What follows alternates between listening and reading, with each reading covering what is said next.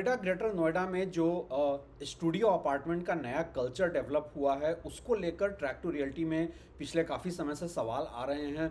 और लोगों के लिए थोड़ा सरप्राइजिंग एलिमेंट ये है क्योंकि नोएडा ट्रेडिशनली, चूंकि इंडिया के टॉप 10 सिटीज़ में ये सबसे अफोर्डेबल प्रॉपर्टी मार्केट रहा है, तो ट्रेडिशनली यहाँ पे लॉन्ग फॉर्मेट का कॉन्सेप्ट रहा है। इवन एक 2 BHK भी 1000 स्क्वायर फीट से कम का सेल नहीं होता था।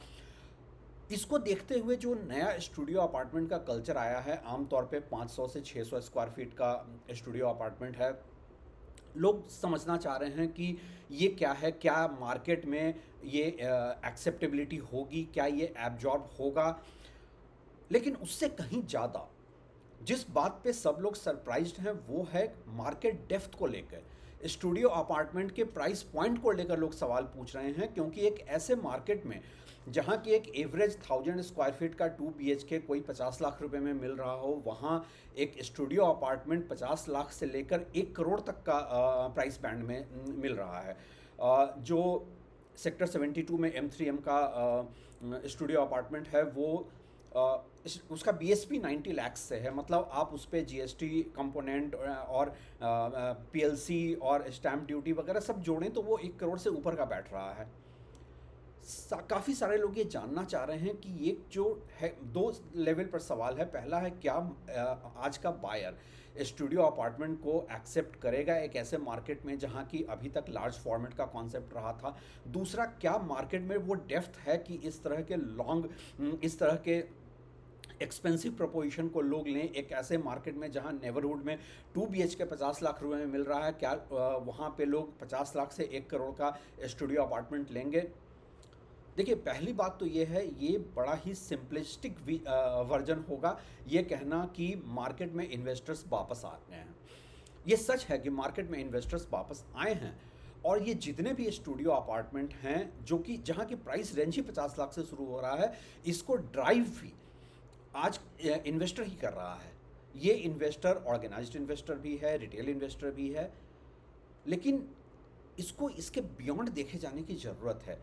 देखिए, हम सब जानते हैं कि एक इन्वेस्टर जो पैसा लगाता है, इन्वेस्ट करता है, वो अपना ROI भी देखता है। वो आने वाले समय में इसको ऑफलोड भी करना चाहेगा। तो ये देखते हुए क्या स्टूडियो अपार्टमेंट यहाँ पे सस्टेन करेगा? मेरे ख्याल से इसको थोड़े गहराई में देखे जाने की ज़रूरत है, क्योंकि बिल्डर्स ने जिस तरीके से एक के बाद एक स्टूडियो अपार्टमेंट यहाँ पर लॉन्च करना शुरू किया है, उन्होंने भी अपनी मार्केट फिजिबिलिटी स्टडी कुछ हद तक तो की ही होगी। देखिए, दो लेवल पे मैं स्टूडियो अपार्टमेंट को नोएडा ग्रेटर नोएडा मार्केट में देख रहा हूँ। हम सब जानते हैं कि नोएडा कोई न्यूयॉर्क या मैनहट्टन आज की तारीख में नहीं है। हम ग्लोबल मार्केट को छोड़ दें, हम इंडियन कॉन्टेक्स्ट में भी बात करें तो मुंबई में 1 करोड़ से लेकर 2 करोड़ के बीच का स्टूडियो अपार्टमेंट बहुत आसानी से सेल ऑफ होता है, क्योंकि वहाँ पे एक जो बहुत बड़ा फैक्टर है लैंड स्कार्सिटी के साथ साथ जो दूसरा फैक्टर है कि वहाँ पर बिजनेसेस बहुत हैं। तो वहाँ पे लोगों को स्टूडियो अपार्टमेंट ही अफोर्ड करने का ये रहा है। नोएडा में स्टूडियो अपार्टमेंट लॉन्च करने के पीछे जो फिलॉसफी ज़्यादातर डेवलपर्स दे रहे हैं, मेरी कई डेवलपर्स से बात हुई है, वो कह रहे हैं कि अब बिजनेसेस इधर शिफ्ट कर रहे हैं। जब बिजनेसेस शिफ्ट होते हैं तो बहुत सारे वर्किंग प्रोफेशनल्स साल 2 साल के लिए टेन्योर पे भी आएंगे, थोड़े समय शॉर्ट स्टे पे भी आएंगे, और वहाँ पे उनको एक क्वालिटी लिविंग स्पेस की ज़रूरत होगी। ज़्यादातर जो स्टूडियो अपार्टमेंट लॉन्च हुए हैं उसमें ग्राउंड फ्लोर से लेकर नीचे 2-3 फ्लोर तक जो है वो शॉपिंग कॉम्प्लेक्स है, फिर ऑफिस कॉम्प्लेक्सेज हैं, फिर स्टूडियो अपार्टमेंट है, और ऊपर में 4 स्टार और 5 स्टार होटल्स भी हैं, मल्टीप्लेक्सेज भी हैं। ये एक ऐसा कैच है जो स्टूडियो अपार्टमेंट को शायद ड्राइव कराने के पीछे कैटलिस्ट फैक्टर है, क्योंकि बहुत सारे लोग जो शॉर्ट स्टे पे यहाँ आएंगे उनको एक क्वालिटी स्पेस की ज़रूरत होगी। वो एक वॉक टू वर्क की तरफ देखेंगे, वो ऐसे स्पेसेस में जाना चाहेंगे जहाँ पे सेम बिल्डिंग में उनका ऑफिस कॉम्प्लेक्स भी हो और ऊपर में स्टूडियो भी हो। और सबसे बड़ी बात है, ये सारे जो स्टूडियो अपार्टमेंट हैं वो फुल्ली लोडेड हैं। मतलब आपका जो टीनेंट होगा वो टीनेंट प्रोफाइल ऐसा होगा जिसके पास पहले भी किसी और शहर में घर है, वो यहाँ 1-2 साल के स्टे पे आया है, और वो ऐसा एक एक लिविंग पैड चाहता है जिसमें कि उसको अपने पास से कोई फर्निशिंग की ज़रूरत नहीं पड़े, सब कुछ वेल फर्निश्ड हो। ज़्यादातर जो स्टूडियो अपार्टमेंट लॉन्च हुए हैं वो फुल्ली फर्निश्ड अपार्टमेंट्स लॉन्च हुए हैं। लेकिन इसी से जुड़ा एक और पहलू है, क्या सिर्फ और सिर्फ टीनेंट्स ड्राइव कर पाएंगे स्टूडियो अपार्टमेंट को?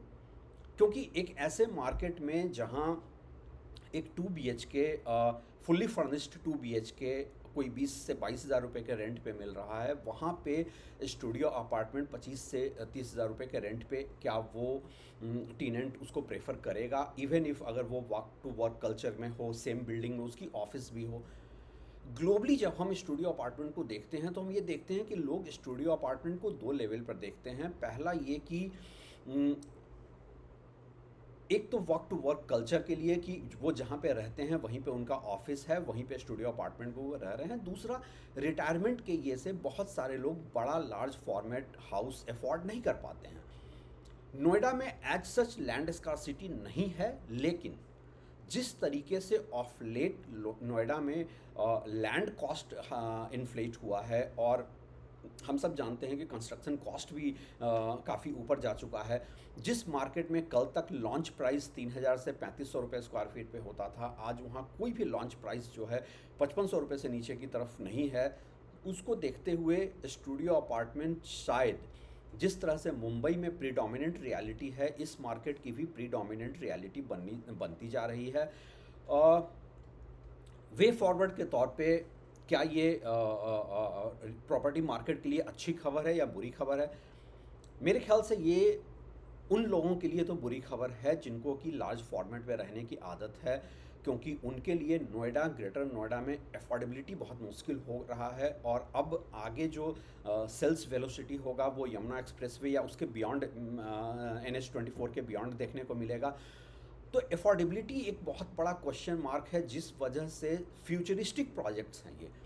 ज़्यादातर जो स्टूडियो अपार्टमेंट के इन्वेस्टर हैं वो अभी कम से कम 5, 7, 10 साल तक हाई रेंटल यील्ड की तरफ देख रहे हैं, और कैपिटल एप्रिसिएशन जो एक साइजेबल कैपिटल एप्रिसिएशन होता है, वो साइजेबल कैपिटल एप्रिसिएशन शायद अभी थोड़े समय उनको नहीं मिले। हाँ, ये ज़रूर है कि रेंटल रिटर्न्स बहुत ज़्यादा है। रेंटल रिटर्न्स नॉर्मल अगर 2 से 2.5% इस मार्केट में मिल रहा है, तो studio apartment, fully furnished studio apartment का रेंटल रिटर्न 5 से 6% तक जा रहा है। ये बहुत इंटरेस्टिंग होगा देखना कि कितने समय के बाद रिटर्न ऑन इन्वेस्टमेंट आता है beyond rental return. Capital appreciation की मैं बात कर रहा हूँ। ये बहुत इंटरेस्टिंग होगा देखना कि कितने समय के बाद ये रेंटल रिटर्न के बियॉन्ड कैपिटल एप्रिसिएशन होता है, कितने समय के बाद जो लोग इन्वेस्ट कर रहे हैं पैसा वो एक साइजेबल गेन की तरफ बढ़ेंगे।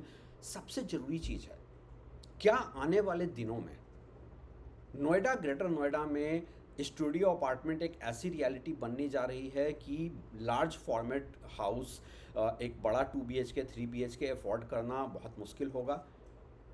कुछ हद तक ये सच है, क्योंकि जिस तरीके से प्राइस एप्रिसिएट हो रहा है, एक एवरेज मिडिल क्लास जिसकी सैलरी हाइक नहीं हो रहे हैं, इन्फ्लेशन का प्रेशर है, मुझे लगता है कि नोएडा, ग्रेटर नोएडा अब उतना अफोर्डेबल नहीं रह जाएगा। और बहुतों के लिए इस मार्केट में एक स्टूडियो अपार्टमेंट के बियॉन्ड अफोर्ड करना आने वाले दिनों में बहुत मुश्किल होने जा रहा है। ये शायद बिल्डर्स के लिए अच्छी खबर है, शायद अभी वो ऑक्यूपायर्स जो शॉर्ट स्टे के लिए नोएडा, ग्रेटर नोएडा में स्टूडियो अपार्टमेंट में आ रहे हैं उनके लिए अच्छी खबर है, लेकिन एवरेज मिडिल क्लास के लिए कोई अच्छी खबर नहीं है, जिनको कि अफोर्डेबिलिटी इतनी मुश्किल होने जा रही है कि अब एक एवरेज फैमिली के साथ रहने के लिए उनको NH24 या बियॉन्ड यमुना एक्सप्रेसवे जैसे एरियाज़ की तरफ देखना पड़ेगा। नोएडा, ग्रेटर नोएडा भी अब इंडिया के बाकी टॉप 10 सिटीज़ की तरह एक हायर प्राइस पॉइंट की तरफ ऑलरेडी बढ़ चुका है।